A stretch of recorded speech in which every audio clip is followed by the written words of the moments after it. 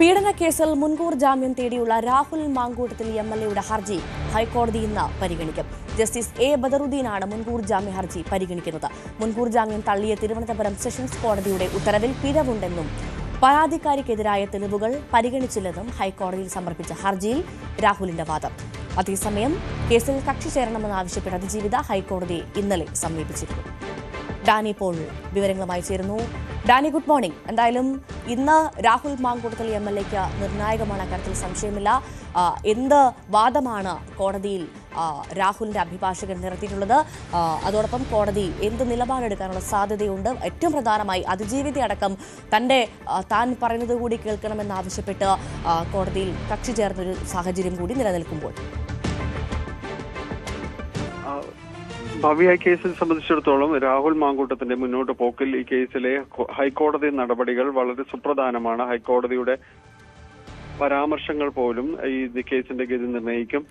ഈ സാഹചര്യത്തിൽ ഇന്ന് ഇപ്പോൾ പ്രധാനമായും തന്നെ കഴിഞ്ഞ ദിവസങ്ങളിൽ എന്ന പോലെ ഈ മുൻകൂർ ജാമ്യാപേക്ഷയിലടക്കം ഉയർത്തിയ വാദങ്ങൾ തന്നെയാണ് പ്രധാനമായും മുന്നോട്ട് വയ്ക്കുന്നത്. തനിക്കെതിരെ ആസൂത്രിതമായ ഒരു ഗൂഢാലോചനയാണ് ഇതിൽ നടന്നിരിക്കുന്നത്. തന്നെ രാഷ്ട്രീയപരമായി ഇല്ലായ്മ ചെയ്യുക എന്നത് അടക്കമുള്ള കാര്യങ്ങൾ ഇതിൽ ഉദ്ദേശിച്ചിട്ടുണ്ട്. അതിന് മാത്രവുമല്ല, ഇതിൽ ചില ഡിജിറ്റൽ തെളിവുകൾ അടക്കം ഹൈക്കോടതിക്ക് മുന്നിലേക്ക് സമർപ്പിക്കാൻ താൻ തയ്യാറാണ് എന്നതടക്കമുള്ള വാദങ്ങൾ രാഹുൽ മാങ്കൂട്ടത്തിൽ ഉന്നയിക്കുകയും ചെയ്തിരുന്നു. ഇതിൽ ആസൂത്രിതമായ ഒരു ഗൂഢാലോചന നടന്നിട്ടുണ്ട്. പ്രത്യേകിച്ച് ഈ കാര്യങ്ങളിൽ ഈ പെൺകുട്ടിക്ക് ഇതിൽ പരാതിയോ കാര്യങ്ങളോ ഒന്നും തന്നെ ഉണ്ടായിരുന്നില്ല.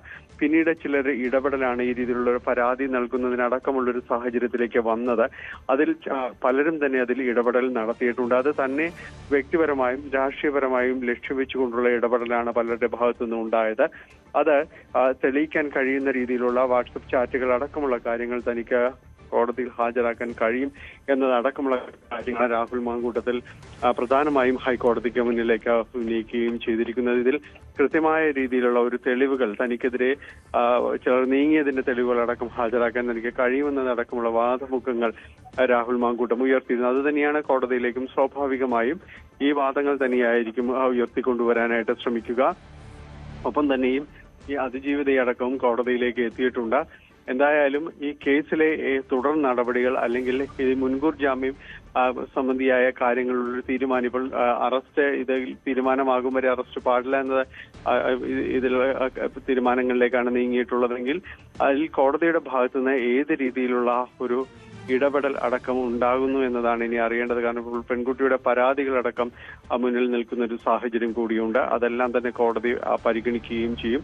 എന്തായാലും കോടതി നടപടികൾ രാഹുൽ മാങ്കൂട്ടത്തെ സംബന്ധിച്ചിടത്തോളം എംഎൽഎ സ്ഥാനം അടക്കമുള്ള കാര്യങ്ങളെ സംബന്ധിച്ചിടത്തോളം കോടതി നടപടികൾ വളരെ നിർണായകം തന്നെയാണ്. ഭവ്യ, ഡാനി പോളാണ് വിവരങ്ങൾ.